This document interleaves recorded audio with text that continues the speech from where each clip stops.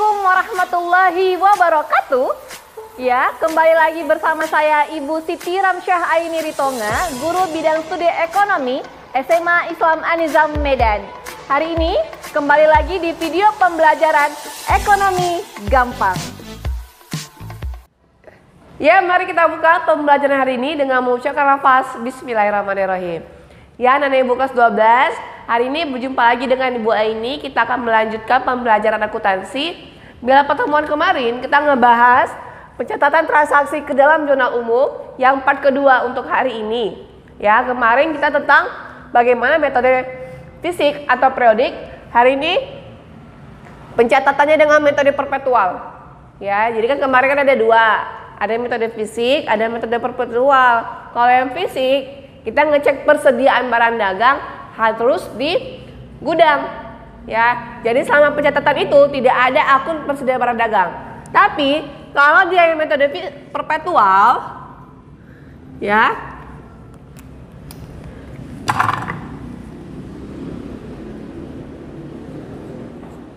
kita bisa menentukan persediaan barang dagang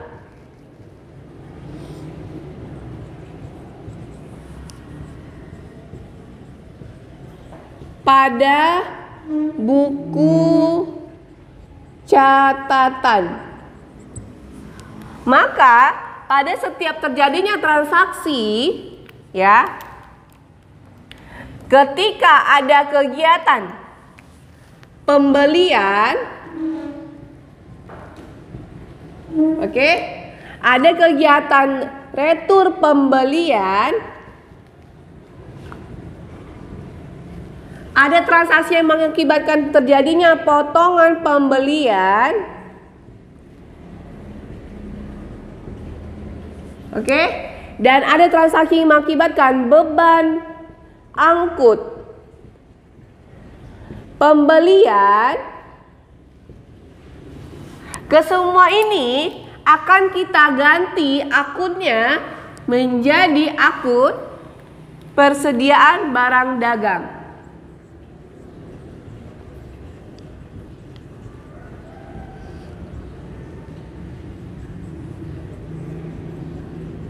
Atau PBD. Bisa? Ini metode perpetual. Jadi misalnya saya ini kan kemarin kan untuk transaksi-transaksi yang besar ya. Maksudnya kayak toko mobil atau toko elektronik. Dia ketika ada pencatatannya, dia langsung misalnya ada pembelian. Berarti kita akan membeli barang dagang. Ya, berarti kalau membeli barang dagang kan persediaan barang dagangnya bertambah. Nah, misalnya ada akun pembelian, kita ganti akun pembeliannya menjadi persediaan barang dagang. Jadi pencatatan kita itu sudah ada akun persediaan barang dagang. Nampak dia langsung. Kita nggak usah ngecek di gudang lagi untuk ngecek berapa sisa persediaan barang dagang, tapi cukup di buku pencatatan. Ya. Maka kalau dia bertambah, ya, terjadinya penambahan. Saya buat di sini ada tambah, di sini ada kurang. Berarti kalau penambahan terjadi kegiatan pembelian. Berarti kalau persediaan barang dagangnya berkurang terjadi penjualannya kan? Persediaan barang dagang nih, persediaan. Masuk logika lah ya, persediaan barang dagang. Maka kalau dia berkurang terjadi penjualan. Ketika dia terjadi pembelian, kita masukkanlah dia ke debit. Ketika dia terjadi penjualan atau berkurang, kita masukkan dia ke kredit. Bisa ya, untuk persediaan barang dagang. Selanjutnya, di metode perpetual, kita akan mengenal namanya akun harga pokok penjualan. Ya.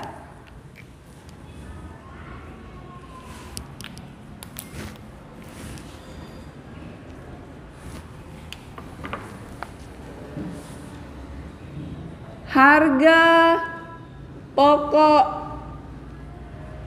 penjualan. Logikanya kalau kamu pernah beli baju di pajak, ya, Tawar-menawar nih. Sampailah pertama dikasihnya buka harga sama penjualnya 100.000. Kamu bilang, Bu, tawarlah Bu jadi 50.000. Gak bisa nak, gak sampai modalnya. Gitu ya, gak sampai harga beli dia beli baju barang itu gak sampai lebih dari 50.000. Akhirnya masuklah di 75.000, oke gitu ya.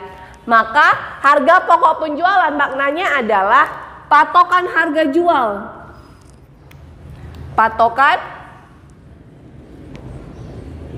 harga jual. Logikanya, kalau kita seorang pedagang, patokan harga jual kita dari mana?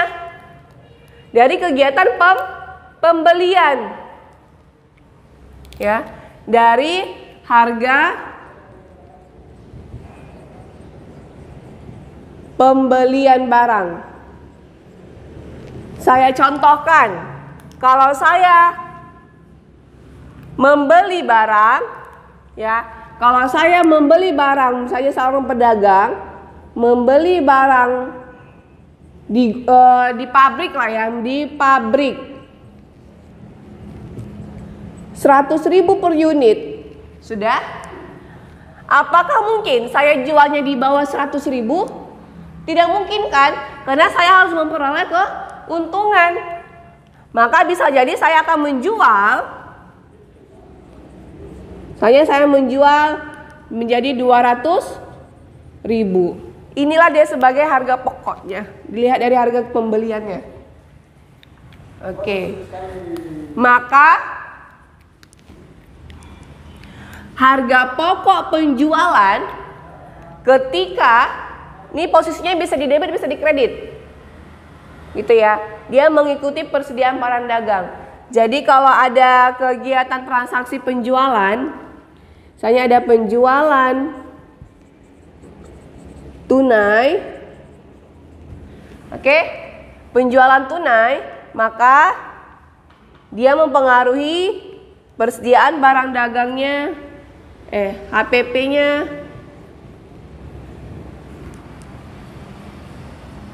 di debit, gitu. Gimana Bu? Maksudnya Bu, kita masuk ke contoh ya. Sudah, ini bisa kita masukkan ke contoh.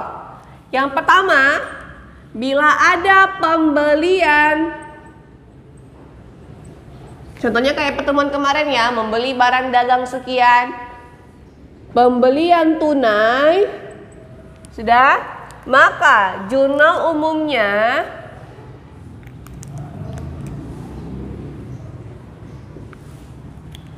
ingat, kalau kemarin pembelian tunai maka pembelian pada kas.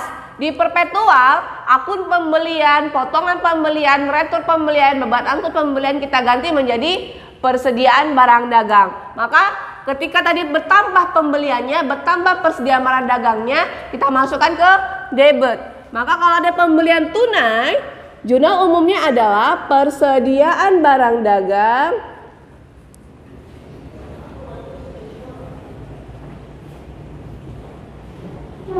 di debit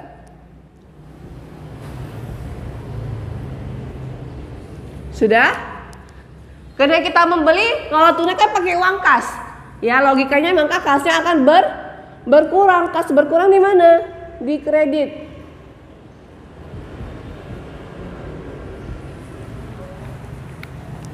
Yang kedua, kalau pembeliannya secara kredit,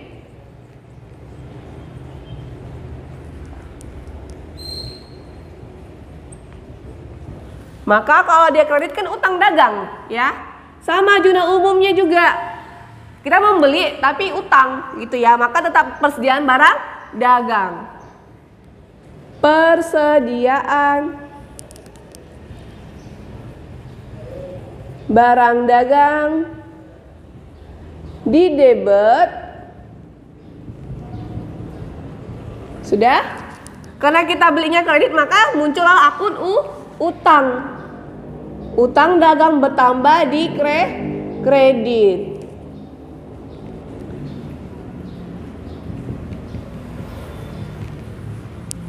Sudah. Yang ketiga,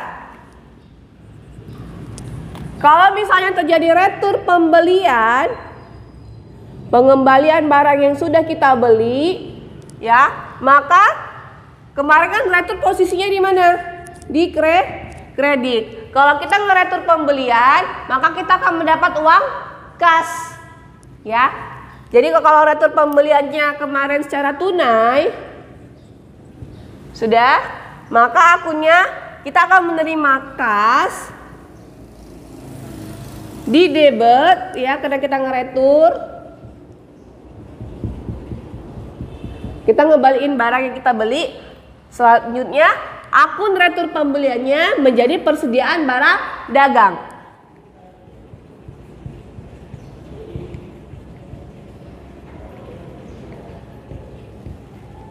Logikanya, kita udah ngebeli barang dagang, nambah kemarin yang pertama persediaan barang dagangnya, ya. Terus kita ngeretur. Yang ngeretur kan berarti kita ngembaliin barang yang sudah kita beli, persediaan barang dagang kita kan pasti berkurang, karena kita kembalikan. Maka kalau persediaan barang dagang berkurang, posisinya di mana? Iya, di kredit. Jadi semua itu akuntansinya harus dimasukkan ke logi kamu. Sudah?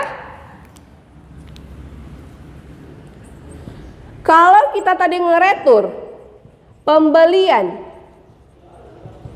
tapi pembeliannya secara kredit, maka akibat retur kita, utang kita yang ini, kan kita berutang ya, pembeliannya utang. Utangnya akan berkurang akibat kita ngeretur.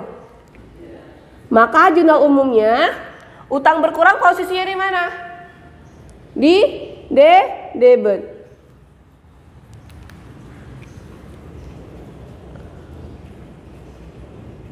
Utang dagang berkurang posisinya di debit. Sudah? Maka persediaan barangnya juga akan berkurang. Persediaan barang dagang berkurang, kita masukkan di kredit. Berapa nilainya? Sampai di sini bisa ya? Oke. Selanjutnya yang kelima,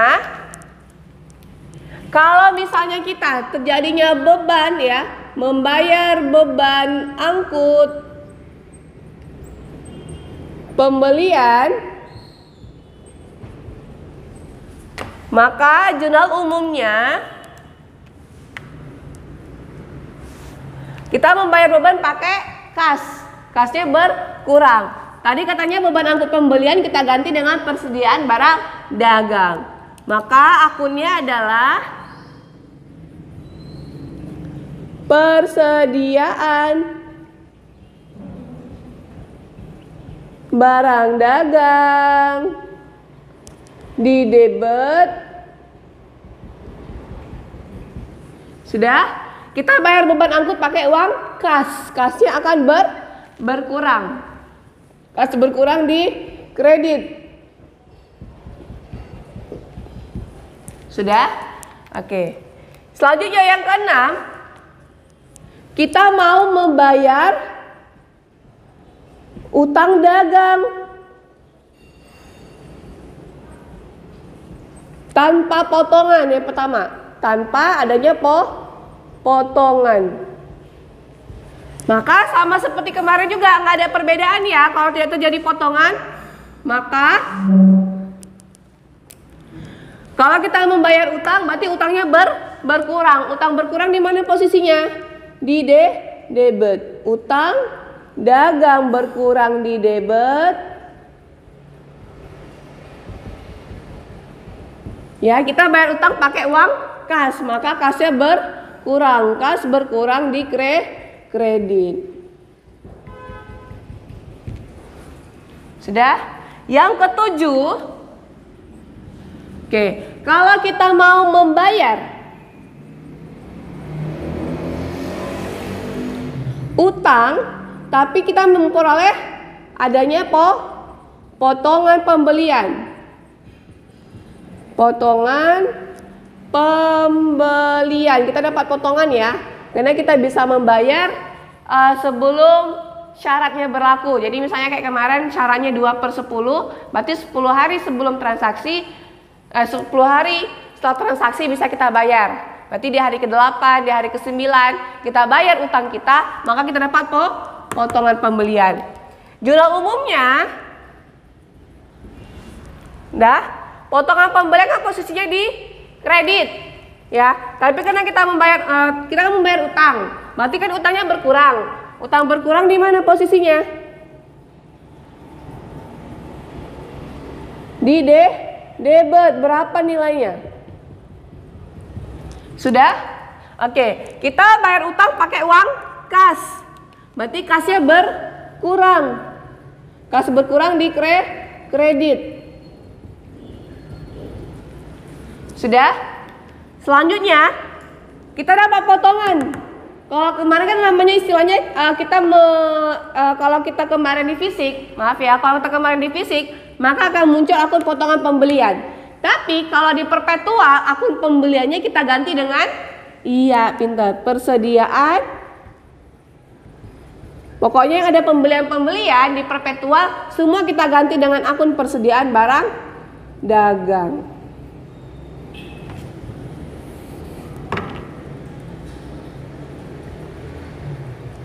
Sini kredit.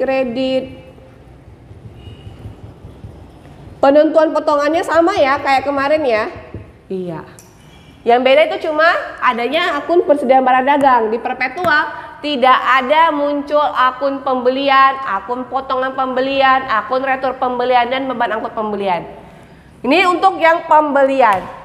Paham ya? Iya. Kalau cara mencarinya, cara menganalisisnya sama dengan yang fisik. Oke, gampangnya ini cuma ganti aja dengan persediaan barang dagang. Itu aja bedanya. Perhitungan berapa potongannya sama dengan yang kemarin. Kita lanjut untuk yang bagian penjualan. Baik, kita lanjut ya. Ini kita akan ngebahas, tadi kan ngebahas tentang yang bagian pembelian. Ini ngebahas tentang bagian penjualan. Yang nomor 8, maka kalau ada dia penjualan tunai, maka akan muncul jurnal umumnya adalah, kalau kemarin kan cukup kas pada penjualan. Kalau ini juga ya kas di debit, penjualan di kredit. Sudah? Sama yang kayak fisik yang pertamanya, tapi ada penambahan. Jadi ada dua dia. Ya, penambahannya adalah karena dia penjualan, maka persediaan barang dagangannya akan berkurang. Posisinya berkurang di mana? Di kredit. Maka akan muncul akun yang kedua adalah harga pokok penjualan di debit dan persediaan, karena dia terjadi penjualan, barang dagangnya pasti berkurang. Ya, masukkan ke logikanya, persediaan barang dagang di kredit. Bu, nilainya yang mana, Bu? Nilainya nilai penjualan. Ya, jadi kalau ada penjualan tunainya di sini 100.000, ya, penjualan tunainya, maka kasnya 100.000, penjualannya 100.000. HPP-nya juga 100.000, persediaan barang dagang yang berkurang juga 100.000. Ya, jadi angkanya sama. Bisa ada dua. Kalau dia penjualannya secara kredit, berarti kita menjual, tapi belum dibayar sama pembelinya. Ya, maka akan muncul akun apa? Iya, pinter. Akun piutang. Piutang dagang bertambah di mana? Iya, good ya. Piutang dagang di debit. Sudah? Pada penjualan di kredit. Sama juga kayak yang tadi. Ya, selain yang dua ini akan muncul juga akun HPP ya, harga pokok penjualan di debit. Sudah? Dan persediaan barang dagang di kredit. Iya, langsung saya singkat biar lebih mahir. Oke. Bisa? Nilainya sama-sama. Jadi kalau ada penjualan kredit senilai 200.000, ya, maka piutangnya kan 200.000. Penjualannya 200.000, harus balance debit kredit. Ini PBD-nya kurang masuk ke dalam ya. Persediaan barang dagang, ya. Karena penjualannya 200.000, oke, maka HPP-nya 200.000. Persediaan barang dagang yang keluar juga 200.000, angkanya sama. Bisa? Bisa dong. Yang ke-10 adalah retur penjualan tunai. Ya, jurnal umumnya kalau yang divisi kemarin adalah retur penjualan pada kas. Kas kita akan berkurang. Oke, maka kalau di sini juga gitu. Ada di sini retur penjualan, posisinya kan di debit. Sudah, pada kas kita akan berkurang di kredit. Oke? Maka akan muncul lagi kayak yang penjualan tadi. Akan muncul akun persediaan barang dagang. Logikanya gini, kan kita sudah menjual. Ketika kita menjual tadi, persediaan barang dagang kita akan berkurang. Tapi si pembeli ngeretur sama kita, si penjual, akan terjadi akun retur penjualan. Karena dia ngebalik barang, maka persediaan barang dagang kita akan bertambah. Persediaan barang dagang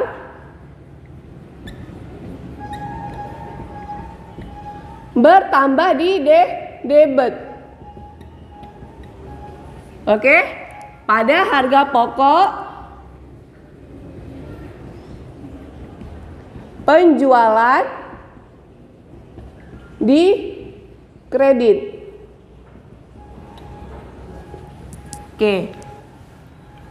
Yang ke-11, bagaimana kalau retur penjualannya dia kredit kemarin, ya, penjualannya kredit.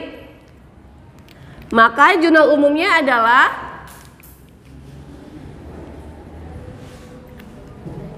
piutang, ya. Maka kan kalau ngeretur kalau kita penjualan kredit kan akan muncul akun piutang. Maka kalau mereka ngeretur penjualan, maka piutangnya akan berkurang. Mereka ngembaliin, maka piutangnya akan berkurang. Piutang berkurang, posisinya di kredit.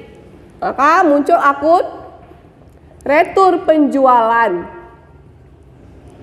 di debit. Sudah, pada piutang dagang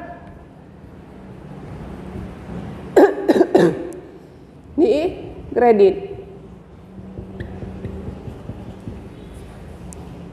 Oke, belum sampai sini, sama kayak tadi, muncul juga akun persediaan barang dagang di debit dan akun HPP, harga pokok penjualan, di kredit. Oke, ini untuk retur penjualan, baik yang penjualan tunai maupun kredit. Yang ke-12, bagaimana penerimaan pelunasan piutang tapi tanpa potongan penjualan. Maka jurnal umumnya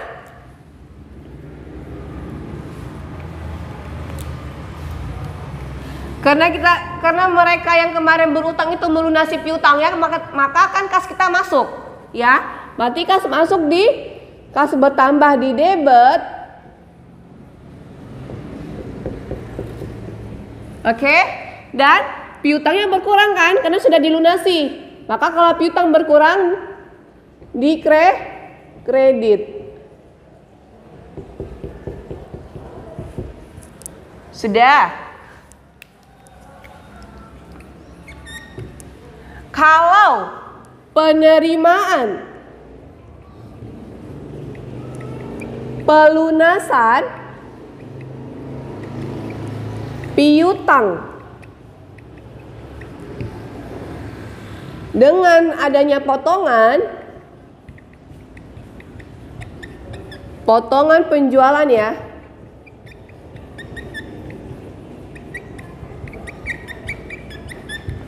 Maka jurnal umumnya adalah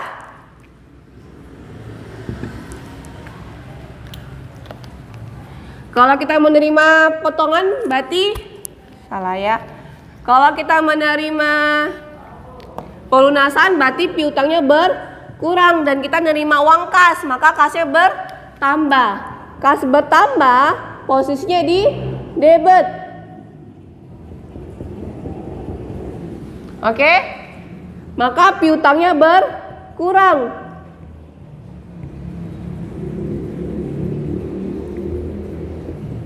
Karena sudah dilunasin dan akan muncul akun potongan penjualan. Jadi untuk transaksi yang ada potongan penjualan sama dia bentuknya itu dengan yang bentuk yang fisik. Oke, bisa ya? Perhitungannya menentukan potongan penjualan dan contoh-contoh transaksinya sama kayak yang di fisik kemarin sudah saya kasihkan contoh transaksinya. Ini saya kasihkan contoh posisinya di debit kreditnya. Oke. Untuk yang ini kan sama ya kayak yang di periodik ya. Cuman kalau di penjualan dia ada HPP dan persediaan barang dagang. Maka kan kita munculkan akun persediaan barang dagang supaya kita tanpa mencek ke gudang lagi. Nengok catatan sudah tahu berapa sisa persediaan barang dagang. Itu untuk metode perpetual. Kalau ada yang mau bertanya silakan klik chat aja di kolom komentar ataupun di grup. Terima kasih untuk perhatiannya. Demikian pembelajaran hari ini. Sampai ketemu di video pembelajaran ekonomi gampang selanjutnya. Jangan lupa like, comment, and share. Terima kasih. SMA Islam An-Nizam, unggul, cerdas, islami. Assalamualaikum warahmatullahi wabarakatuh.